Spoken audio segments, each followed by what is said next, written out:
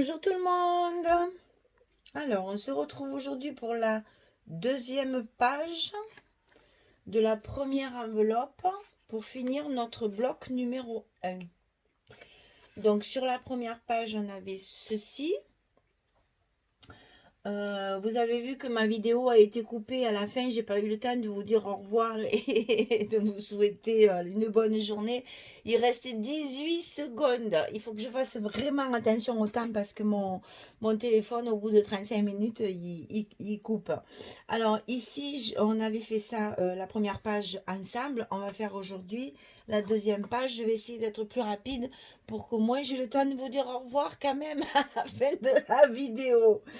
Alors, pour cette deuxième page, qui sera évidemment plus simple que la première, puisque chaque fois on aura un pop-up et on va pouvoir, sur la deuxième page, faire des choses plus simples, on va tout simplement positionner sur notre deuxième page une enveloppe. Mais c'est une enveloppe un petit peu particulière.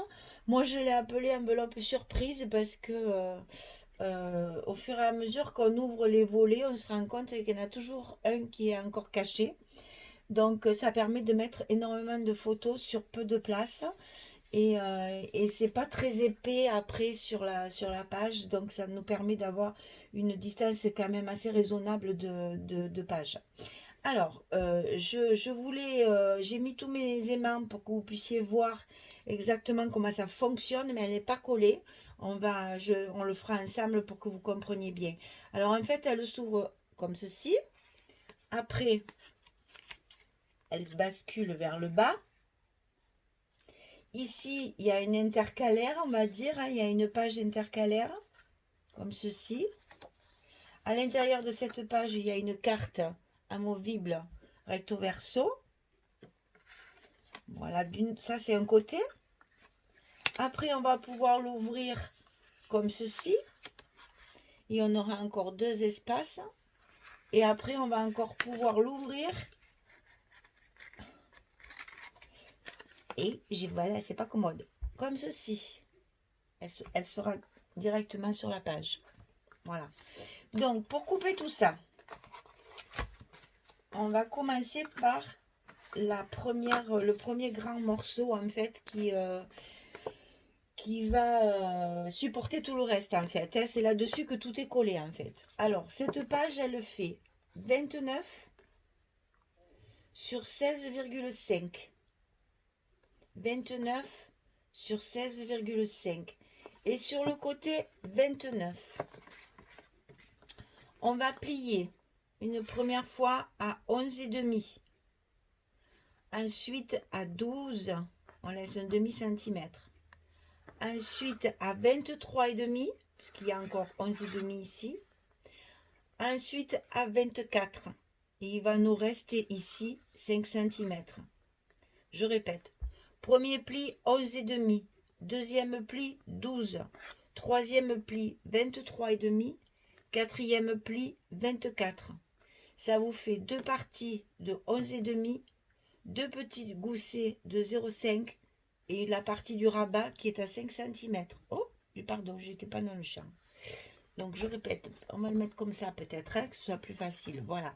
Donc 11,5, 0,5, 11,5, 0,5, 5. Donc ça fait 11,5, 12, 23,5, 24. Pour pouvoir, quand elle sera pliée, avoir un petit gousset en haut et un petit gousset en bas puisqu'il va y avoir de l'épaisseur à l'intérieur. Ça, c'est la première partie. Deuxième partie, c'est celle qui est à l'intérieur, la petite intercalaire. Alors, elle fait 16,5 sur 13,07. Donc, on va plier à 2 cm, puis à 0,2. La languette fera 2 cm et le petit gousset fait 2 mm. Donc sur la partie 13,07, on plie à 2 cm et à 0,2 plus loin. Comme ceci. Alors, pour celles qui ont la... Moi, vous voyez, j'ai fait encore mon encoche comme on avait fait sur l'album, celui d'avant, sur les vidéos précédentes. Ici, l'encoche, elle est à 2 inches. Pour celles qui ont l'enveloppe punchboard, elle est à 2 inches. Hein, on le met ici à 2, on punch, on tourne, on le met ici à 2, on punch et on coupe l'excédent qu'il y a au milieu. On l'a appris sur la dernière vidéo. Celles qui n'ont pas l'enveloppe punchboard, c'est pas difficile. Vous vous servez soit d'une perforatrice rond, soit vous le faites à main levée sur le papier, en mesurant bien qu'il soit centré. Ça, c'est la partie qui va venir se coller au milieu de l'enveloppe, comme ceci. C'est une fausse pochette en fait, hein, puisqu'elle sera collée que sur le bas, puisqu'on va pouvoir la basculer comme un rabat, puisque là il y aura la carte à l'intérieur, et la carte, elle fait 11,4 sur 16,4 pour qu'on puisse mettre notre matage de 16-11 comme on a l'habitude de faire, comme ceci. Donc on a rajouté 2 mm ici, 2 mm ici, et on se retrouve avec 11,4 sur 16,4. Ça sera posé à l'intérieur. Et ensuite, la partie, j'allais dire la plus délicate pour ne pas se tromper dans le collage, mais on va le faire ensemble. Hein. Donc ici, ça fait 16,5 sur 15,5. Et sur le côté 16,5, on plie à 2 cm en bas et en haut. 2 cm en bas et en haut. Et on va en plier un vers vous et un vers l'arrière. On en plie un vers le devant et un vers l'arrière. Et bien entendu, toutes ces languettes vont être biaisées comme ceci. On coupe bien les petits coins. Donc je vais le faire aux autres. Hein, on biaise bien. Attention là, quand il y a des petits goussets, on ne biaise que la partie languette. On ne biaise pas, on ne coupe pas le petit gousset. Vous voyez, je ne l'ai pas coupé. Voilà, et après, ben voilà, ben c'est tout. C'est fini. 1, 2, 3, 1, 2, 3, 1, 2, 3. C'est bon. Ici, j'ai arrondi mon rabat pour que ce soit un peu plus joli. Voilà. Le petit trou, c'est parce que dans ma décoration, j'ai prévu de mettre un petit pendentif avec une breloque. Ça, vous le verrez après. Pour l'instant, on va coller tout ça pour que vous voyez comment c'est fait. Alors, en premier, on prend notre fond. Ici, on va coller notre intercalaire. Alors, notre intercalaire, elle est collée, elle est collée ici au milieu contre le petit gousset. Et attention, on a en fait aussi un gousset sur l'intercalaire. Donc, il faut bien coller que la languette le long de la pliure. Je vous montre ça. Et ma colle, elle est toujours collée. Alors, bien sûr, double face si vous préférez, si vous avez plus l'habitude. C'est la même chose que la colle. Vous le positionnez de la même façon que la colle. Et ici, on va positionner... Ah ben super. Je fais la cochonne. Ici, on va positionner notre languette sur le bas de la feuille de base contre la pliure.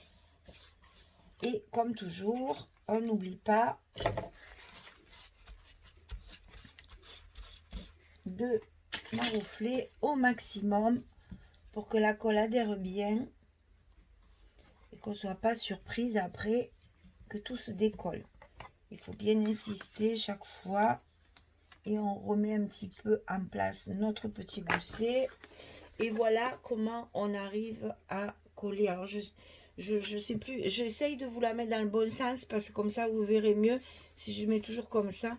Voilà, en fait on colle la languette sur la partie, qu'est-ce que j'ai dit, inférieure, c'est supérieur, sur la partie supérieure de la première enveloppe en fait de base. Et ça nous fait notre petite intercalaire. Alors pour les aimants, il suffit ici de mettre les mains sur le rabat et du coup notre enveloppe se referme. Donc quand on a mis notre aimant ici, On met le scotch à l'envers, on pose le l'aimant dessus, on ferme, on appuie. C'est très facile. Alors, le plus, c'est celle-ci. Alors, celle-ci, elle doit venir se coller. La languette qui est vers vous, qui est tournée vers vous, vous allez la coller sur l'enveloppe. Puisqu'une fois qu'elle sera collée, elle va s'ouvrir comme ceci. Et cette languette-là, on va la glisser dans le papier de base. Donc, on ne la collera pas sur l'enveloppe. Sinon, vous ne pourrez plus l'ouvrir comme ça. Donc là, ici, la languette qui est tournée vers l'extérieur, vers vous, vous mettez de la colle dessus.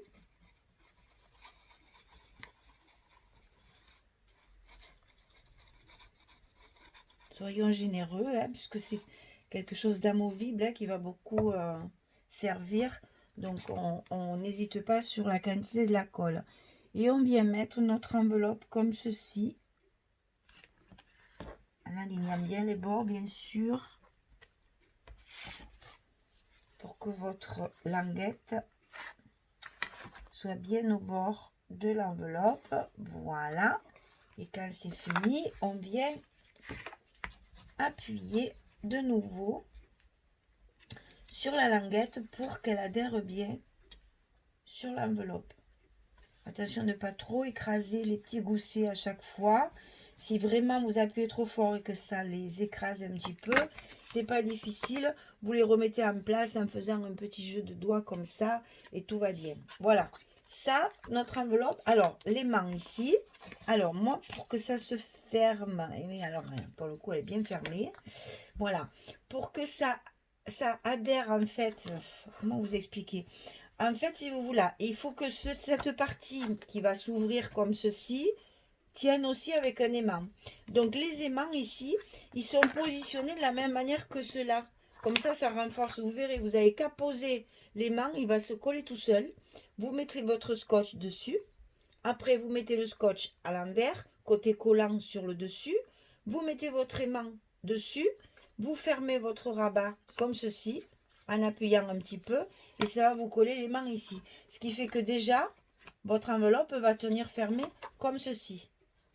Et ensuite, quand vous allez positionner votre enveloppe au milieu de votre page, pour qu'elle tienne ici fermée, ça sera pareil. Il va falloir mettre un aimant ici. Il va falloir mettre un aimant sur votre enveloppe ici. Et une fois fermé, toujours pareil, le scotch à l'envers, l'aimant dessus. Une fois fermé, vous appuyez et votre aimant sera collé sur votre deuxième page. Là, l'enveloppe, elle est terminée. Donc, on retrouve le rabat, l'intercalaire, la petite carte qu'on mettra à l'intérieur, comme ceci. Après, on peut l'ouvrir dans ce sens. Et on peut l'ouvrir dans ce sens. Alors, ce qu'il faut faire pour la positionner sur votre papier, ça c'est le papier que je vais mettre ici sur ma page de base. C'est exactement comme une cascade. C'est-à-dire que cette languette qui nous reste ici en haut de l'enveloppe va venir se glisser à l'intérieur d'une fente. Donc pour tracer cette fente, voilà, pour tracer cette fente, vous positionnez votre enveloppe sur le milieu de votre papier. Alors ici, je l'ai mis à 2 cm de chaque côté, ici. Et ici, elle est à 4,5. Donc ici, de chaque côté, 2 cm. Ici, de chaque côté, en haut et en bas, 4 cm et demi. Quand vous avez bien positionné votre enveloppe droite, vous prenez un crayon, vous tracez votre ligne d'enveloppe, vous enlevez, avec un cutter, vous coupez votre fente, et ensuite, vous n'aurez plus qu'à mettre, est-ce que je le fais avant de mettre les papiers? Oui. Ici, vous n'aurez plus qu'à mettre votre colle sur la languette à l'intérieur, comme une cascade, pareil. Et vous glissez votre languette à l'intérieur de votre fente.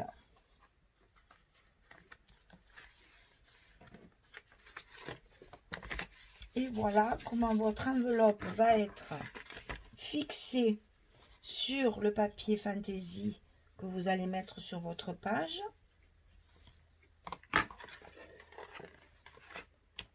Bon, là, l'aimant, il est sur la page. Alors, attendez, on va faire comme ça parce que sinon...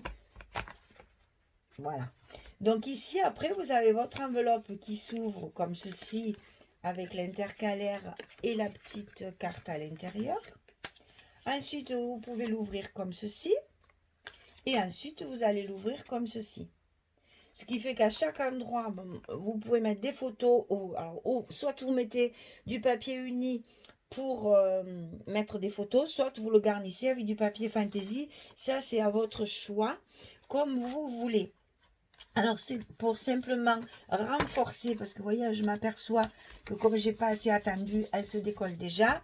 Pour renforcer, évidemment, on met après, comme on fait pour les cascades, on met du scotch, forcément. Puisque cette languette doit être archi solide pour que l'enveloppe puisse bouger facilement sans avoir peur de l'arracher du papier. Voilà, comme ça maintiendra bien ma colle. Parce que là, j'avais pas assez attendu. Et donc, du coup, hop, ça tenait pas bien. Voilà.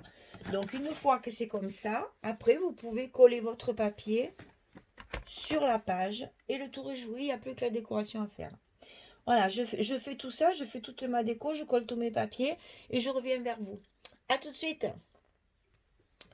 Voilà, j'ai terminé de recouvrir toute la page. Alors, sur mon papier fantaisie de base, j'ai fait une découpe avec un die ici, comme de la dentelle. Et j'ai mis le même en bas. Ensuite, j'ai fait une petite présentation de fleurs. Ça, je ne vous les ai pas présentées aussi. Ce sont des fleurs que j'ai achetées sur le site également, hein, bien sûr. Ce sont des fleurs graphiques en fait. Hein. C'est les graphiques 45. Il y a des bouquets comme ceci qui sont magnifiques. Il y a moi, j'ai acheté le rouge et le crème blanc. Voilà. Et donc avec ces deux paquets, de temps en temps, je mets une petite décoration florale pour rajouter un petit peu de volume sur mes pages. Donc ici sur le bas, j'ai donc utilisé 2 fleurs plus le feuillage. Le petit tortillon, là, j'adore ces petits tortillons. Tout ce qui est gadget, la vraie fifi, hein. Oh mon Dieu, je grandirai jamais. Alors, donc ça, voilà, le petit tortillon. Ici, un petit rang de perles. Ici, un petit rang de perles sur du ruban rouge.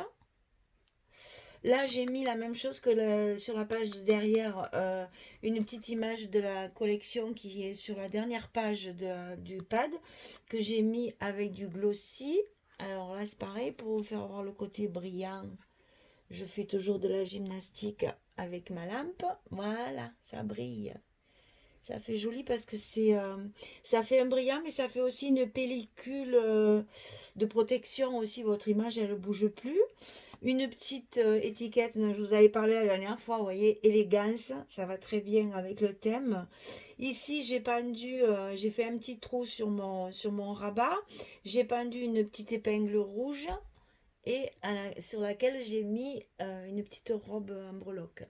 Et par-dessus, j'ai collé une perle blanche. Voilà, alors donc, on ouvre comme ceci. Moi, j'ai recouvert de papier. J'ai tout recouvert de papier.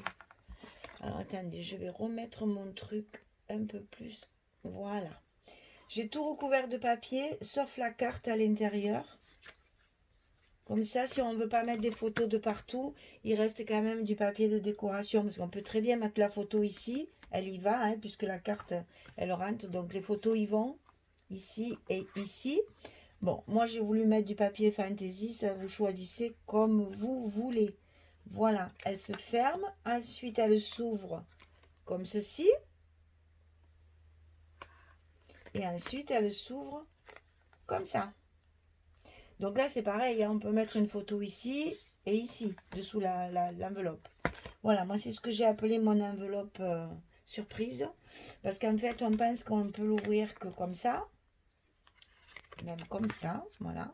Et après, on s'aperçoit qu'il y a beaucoup plus de place que prévu.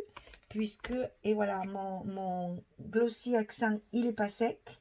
Et du coup, ma perle, elle est partie se promener. Je vais la recoller. Et ensuite, ici. Voilà. Donc ça, c'était donc la deuxième page. Je remonte un petit peu. Voilà. C'était donc la deuxième page sur la première enveloppe. Et on a donc fini notre premier bloc. Le premier bloc qui se compose de la page 1 et de la page 2 est terminé. Donc ça, on va refaire après une deuxième enveloppe pour pouvoir faire notre troisième et quatrième page. Voilà. Alors, j'ai oublié de vous dire aussi quelle encre j'utilisais pour ancrer mes papiers. Donc, Distress Oxide, Oxide, c'est pas obligatoire. La ink fait très bien, puisque pour ancrer des papiers, c'est juste passer de l'encre sur les bords des papiers. On n'a pas besoin d'un effet Oxide. Mais bon, moi, de cette couleur-là, j'ai que la Oxide, j'ai pas la ink. Donc, c'est pareil, la ink, c'est la même chose. Hein. Enfin, c'est la même chose. Pour faire ce genre de travail, ça suffit largement. Donc, c'est Fired Brick. Franchement, il me gâte pas. Hein. En fait, qu'est-ce que je peux vous dire? C'est couleur brique, en fait. Hein. C'est couleur brique feu. Voilà. Et ça correspond tout à fait au rouge du papier. Parce que vraiment, quand j'encre mes papiers, j'ai l'impression, je suis obligée d'insister. Parce que si je passe sur du rouge, par exemple, là, regardez, là, ça se voit bien. Est-ce que je vais pouvoir vous le montrer? Voilà, ici sur le bord, vous voyez, ça s'accorde vraiment bien avec le papier. Ça, c'est un choix. Il y en a qui préfèrent aussi avoir une couleur contrastante pour qu'on voit bien l'encre sur le papier. Ça, c'est un choix aussi à chacun. Moi, j'aime bien que ma couleur soit assortie. J'ai de la colle partout. Hein, que ma couleur soit assortie au papier. Après ça, vous faites comme vous voulez. Voilà. Donc, je vais recoller ma perle qui s'est promenée toute seule, là. Je n'avais pas mis assez de glossy, sûrement. Ah oui, parce que ce genre d'élément qui est un peu... c'est pas tellement le volume, c'est le fait que la surface où je peux mettre de la colle est quand même très minime. Donc dans ces cas-là, glossy. Là, obligatoire pour que ça tienne bien. Une fois sec, ça bouge plus. Mes fleurs, c'est pareil. Je mets de la colle, mais je mets une goutte de glossy aussi. Surtout pour fixer ce genre de petits éléments. Là, ici, on a le feuillage aussi. La petite fleur ici, elle a une tige métallique.